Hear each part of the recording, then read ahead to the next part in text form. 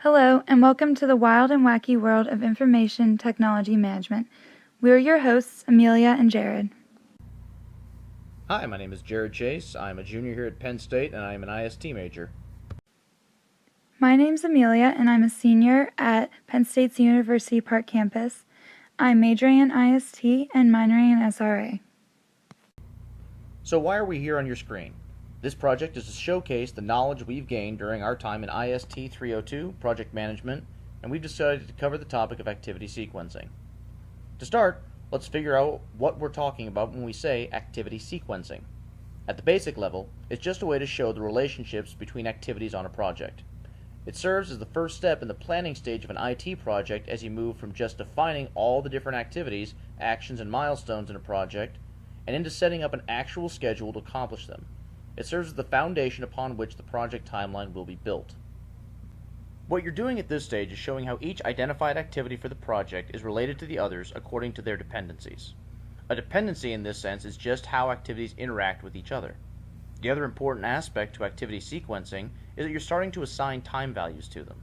Now, these aren't set in stone and will probably be revised, but this is important since it's the first time that an activity's duration comes into play. So now that we know what the stated purpose is for activity sequencing, we need to ask ourselves, why? Why take the time to sit down and create a bunch of charts and diagrams for information that we already figured out? What are the benefits? There's three major benefits associated with taking the time to do all the documentation involved in activity sequencing. First, it creates an easy-to-read graphic of all the milestones that need to be completed for a given project. Seeing them as lines of text on a sheet doesn't give the same weight as seeing them as individual tasks that need to be completed.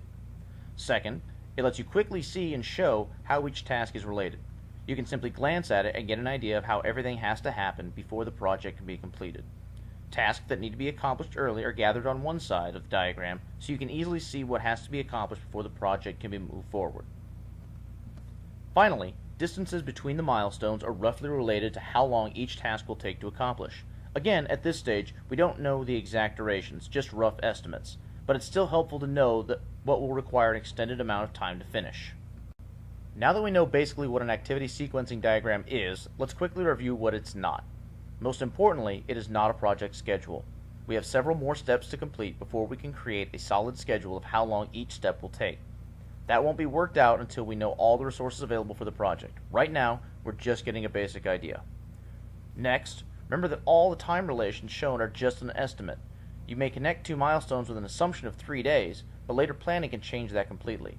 At this point, you don't know how many people you'll have to work on that milestone. Finally, remember that activity sequencing doesn't take into account any potential delays due to equipment or personnel issues.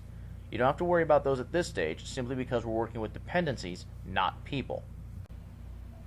Next, we need to figure out how tasks are related by their dependencies, and what kind of dependencies they have. Relationships are known as dependencies, since they are literally how tasks are dependent on each other.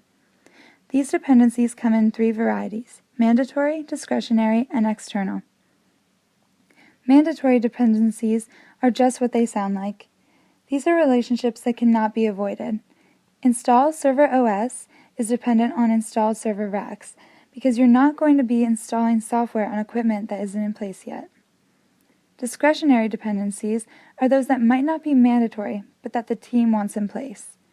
Think of them as best practices.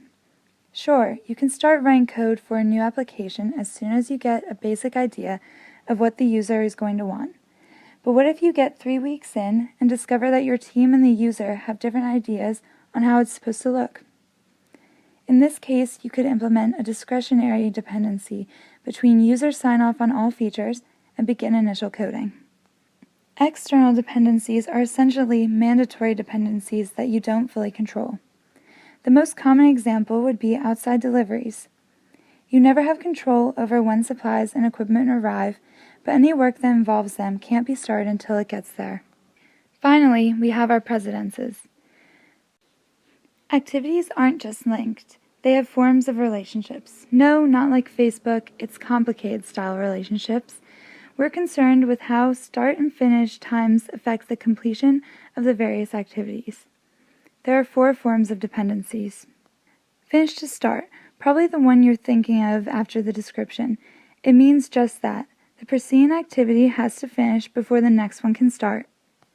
Finish to finish. Some activities may be related but have different start times. This form of dependency simply means that one has to finish before the other can. Inventory new PCs and update master inventory list would be an example, since the master inventory can't be fully updated until the new gear is added to it. Start to start. One starts after the other starts. Start beta testing and start recording bugs found sounds simplistic, but it gets the point across. You can't figure out what bugs your code has until you test it out. Start to finish. An activity has to begin before the other one can finish. You have to start a contract with a new vendor before you can cancel or finish the previous vendor's contract. Okay, so we've covered all the individual parts of activity sequencing, but what does it actually look like? They come in two forms, the arrow-on-arrow or AOA and precedence diagramming method, or PDM. Here's an AOA diagram. It's quick, simple, and gives the basic rundown on how everything is related. The name is pretty easy to understand. Each arrow represents an activity along with an estimated duration, and each circle, or node, represents a start and stop point. See how it all starts with node 1? That represents the very start of the project. Nodes 2, 3, and 4 represent the endpoints of activities A, B, and C. Now take a look at node 5. Activities D and E both terminate at it and H starts there. This means that both D and E need to finish before H can start. This gives a clue to what the major limit to an AOA diagram is. It can only show finish to start dependencies. What it does show quickly and easily is the critical path. Critical path is just a fancy way of saying shortest time to finish. It is the absolute fastest possible way to finish the project based on the time lengths given for each activity. And here we have a PDM diagram. It looks complex, but it's really not. It simply gives more information than the AOA diagram provides, such as the start time, duration, and finish time. The dependencies are still there. Just look and you'll see that box D and box E still terminate at box H. The major difference is that a PDM can show more than just finish to start dependencies, because the actual times involved are shown, not just estimates.